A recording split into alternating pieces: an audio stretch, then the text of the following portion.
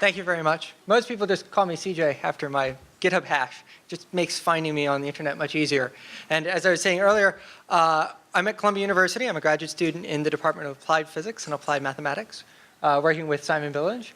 And this is the collaboration working on SHRED, Streaming Heterogeneous Event Data. So SHRED and streams, which I'll talk about as well, is fundamentally about, oh no, come back here, sorry. Tubes. Yeah, just like the internet, right? It's a series of tubes. So the basic idea is that when you're processing data in a pipeline, which many of you probably already know since you all use Celery and Luigi and other pipelining tools, we have sources, we have some holding tanks, there's some valves and gauges and some pressure releases and all sorts of things that you want to do to your data that is actually independent from the data itself. But coming from kind of a scientific world, you might actually ask, why bother building a pipeline? Like, we have Python. Python's pretty useful for doing all sorts of tasks almost arbitrarily. So why bother building a pipeline? But there are definitely some benefits of pipelines. One of which is modularity. So pipelines actually cause you, the user, to break up your functions into tiny pieces, essentially. And in a script, you might run through it just straight shot. And you might actually spend a huge amount of your script, hopefully not if you're using some nice protocol like Dask, but you might spend a lot of it doing things like multiprocessing or sending it out to a cluster or some other kind of housekeeping that is actually separate from the kind of mathematical or processing logic that you have.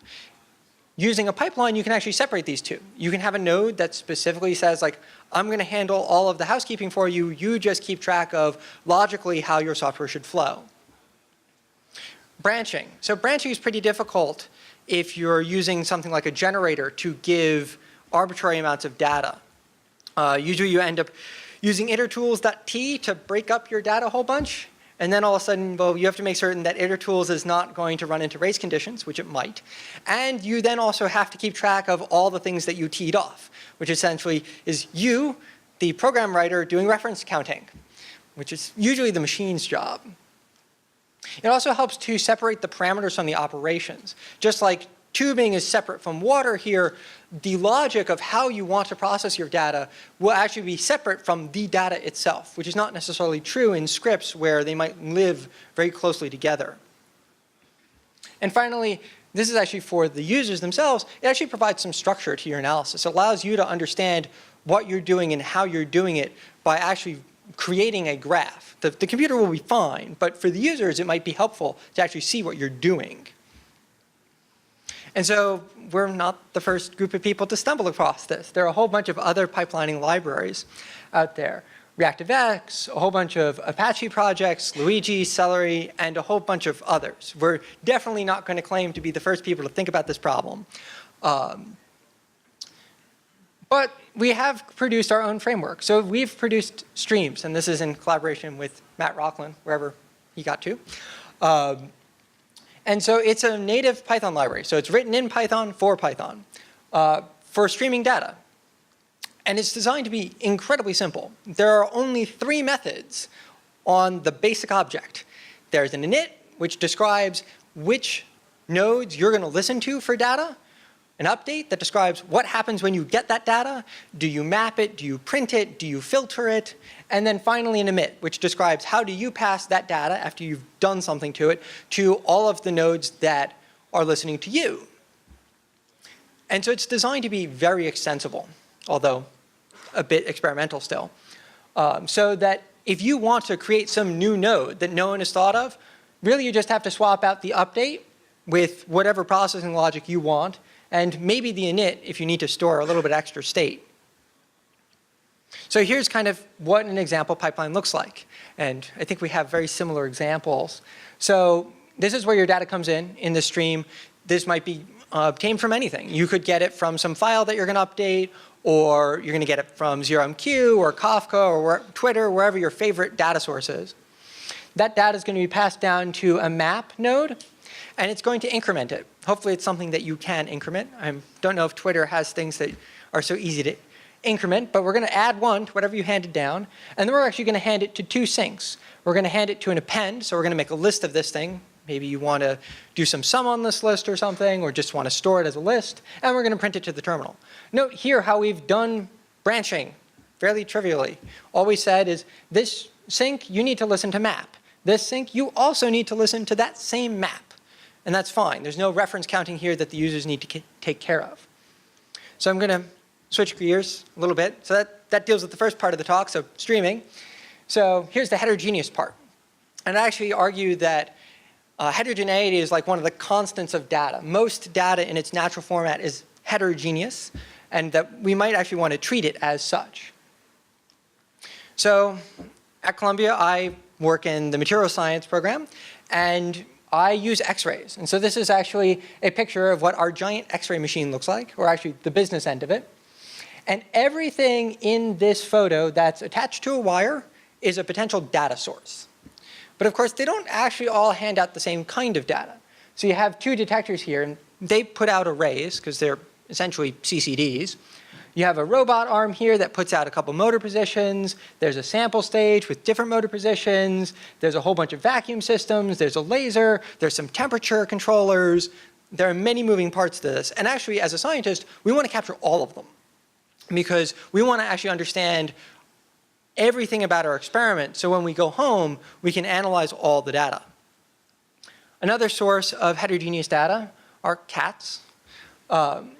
So if you look at these 2 cats on kind of the cellular level, if you look at their DNA, what proteins they express, do they have mitochondria, whatnot, they actually look probably pretty similar. You might actually not be able to tell the difference. But of course, if you look at them behaviorally, this one goes after gazelles, and that one sleeps on my couch most of the day. And as such, this kind of heterogeneous data, you certainly can't compare DNA to behavior, or maybe you can if you're a behavioral geneticist. But they're definitely heterogeneous pieces of data. You wouldn't compute on them the same way. This is generally a problem in most pipelining languages or frameworks. Most pipelines are single instruction, multiple data. If you tell your pipeline that you're going to hand it an array, the next 5 things need to be arrays. Otherwise, that instruction might not apply. And this really breaks when we go to metadata as well, because metadata is going to have all sorts of different things. They might change drastically over time. And really, this is a problem of we're trying to stuff metadata into a data-shaped hole. And so this is what kind of an X-ray experiment looks like in terms of how we try to handle its heterogeneity on the acquisition side when we take in the data. So we have a run start. This describes everything that you might know at the beginning of your experiment. Who's running your experiment? Who made the material that you're looking at? Who gave you the money to run this experiment in the first place? Then there are events. So events are what you would think of like data. So these are numbers or motor positions or Booleans that you actually want to compute on. There are event descriptors. These actually tell you what's inside your events. So what units do you have? What precision? What kinds of data are you looking at? What's the shape of your arrays? And then finally, a run stop. Was your experiment a success? When did you finish that experiment? And any other information that you might only know at the end of your experiment. So here's a very possibly the most simple experiment and incredibly boring experiment. So we issue a run start because we're totally ready to start our experiment. We don't take any data, of course, and then we hit a run stop. And this is boring, but it actually is more common than you might think. One can imagine having some conditional logic that says, don't run my experiment until I have enough light on the sample to make it worth my while. A slightly more interesting experiment is we're going to issue a run start, we're going to move a motor, and then we're going to read the motor position and then trigger and read the detector. So we're actually going to get a pretty picture off of our detector. And so in this case, we're going to issue an event descriptor because it's going to tell us that you have a motor and it's going to read some float in millimeters, and we're going to have a detector. And this is going to be a 2048 by 2048 array. And then we'll move the motor and take more data, and more data, and more data.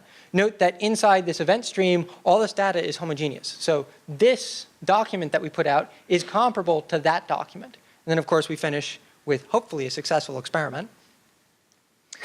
And of course, you can get really intricate with this. Nothing is saying that we only have to have one stream of data, and nothing is saying that they have to be synchronous. So we could do the same thing where we move a motor and read from our detector, but we also monitor the beam current to see exactly how many photons we have. And hey, we'll also monitor our temperature as well down here. And maybe we can sample from the beam current much faster than we can sample from the detector, and even faster off of the temperature sensor. And so by handling these all heterogeneously, we don't worry about the fact that they don't have to all be synchronous. They can be as asynchronous as they want. We will handle that data when it gets to the pipeline. So if you took this kind of fire hose of heterogeneous data and plumbed it into some pipelining framework, most likely you'd see a lot of red traceback words because the second you try to apply even the simplest functions like increment to your data, it would crash because incrementing a dict is really difficult apparently. And so the way that we fix this is we actually use a dispatcher model. So we say to the pipelining, okay, we get it. We understand that we're trying to shove different kinds of data through the pipeline. We will tell you how to handle our different data differently. So in this case, when the start document comes down, we actually have a method that says, this is how to properly handle the starting metadata. This is the proper way to handle the temperatures. Here's the proper way how to handle the image data. And so what this looks like is really difficult to see because I guess I have more DPI on my monitor than on there, but I also have a backup. So this is a real live running pipeline. So that instrument I showed you a couple slides ago, they're actually taking data on it right now. And this pipeline is processing their data live. This enables the scientists to actually understand what they're looking at in real time. And you can see here that we take in some foreground data, we'll go to a database and get some background data that we'll go and subtract off of the data to make certain that we correct for it. And there are a whole bunch of other pieces to this puzzle, but it's a rather intricate workflow that handles this heterogeneity in the data. And this is actually what the users go and see. So the outcome of this pipeline is a whole bunch of Matplotlib visualizations, which are all running live. And so here's your raw data. People don't usually look at it, so it's really tiny right now. Here's some processed images. You can see that actually there's a big swath of it missing there. That's because actually that data is being occluded and we've removed it. And then there are a bunch of 1D patterns here. Now the 2D data is difficult for the scientists to actually look at and interpret necessarily, but these 1D graphs, the scientists can actually look at and interpret in real time. And so they can actually fiddle with the parameters of their experiment to say like, you know, that data really didn't turn out as well as I wanted. I'm going to retake some data, or I'm going to add a little bit more time on my exposure. Traditionally, the scientists wouldn't get this at all. They would take their data, and they're going to take it as quickly as possible because you only get 42 hours on the machine or so, and that's all the time you have allotted for the next 4 months. And so you're just going to take data. And when you get home, you look at it and you realize, if I only had 10 more minutes on this sample. But now we can do this live. And we can actually say like, no. You can take your extra 10 more minutes because you can see that you needed it here. So in terms of future of this library, it's still incredibly, both Streams and Shed are incredibly experimental. Streams has started to have Dask integration, and Shed is moving in that direction as well. Pretty much you just need to start porting some things over to some of the heterogeneous maps and filters. We really want to integrate this with the database. You know, we have a database for our raw data, but we really want to actually say that we'll store your analyzed data as well, not only for provenance in terms of publishing data, but also provenance in terms of, oh, I updated the version of NumPy and my results are slightly different. Or I'm going to try out some new workflows today. Maybe they'll produce better results, and I'll store them in this database so I can compare them and mine them. And one of the really big things that we're looking for is autonomous experimentation. I've kind of talked about taking data from the acquisition side, handing it over to the data processing side, and producing a whole bunch of pretty pictures so that the scientists can understand what's going on. But one could actually imagine that the machine understands the data some and actually starts making intelligent decisions about what the next experimental parameters you should go and try. And this will accelerate a whole bunch of science quite a bit, since usually it takes us a lot of time to process data and think about it, but the machine, while you're there, might be coming up with solutions to questions that you might not even have started to ask yet. with that, I have a whole bunch of people to thank. Julian, Matt, and Dan, who are my primary collaborators on this project. And of course, my advisor, Professor Billinge, Tim, and Tom, who also provided a lot of feedback on this project, the NSF for supporting my portion of the work, and the XPD and Billinge groups for being guinea pigs for the software. We have live running pipelines at the machine right now, and we're starting to process some of our previously gotten data with these pipelines now. And with that, I'd be more than happy to try to answer any of your questions.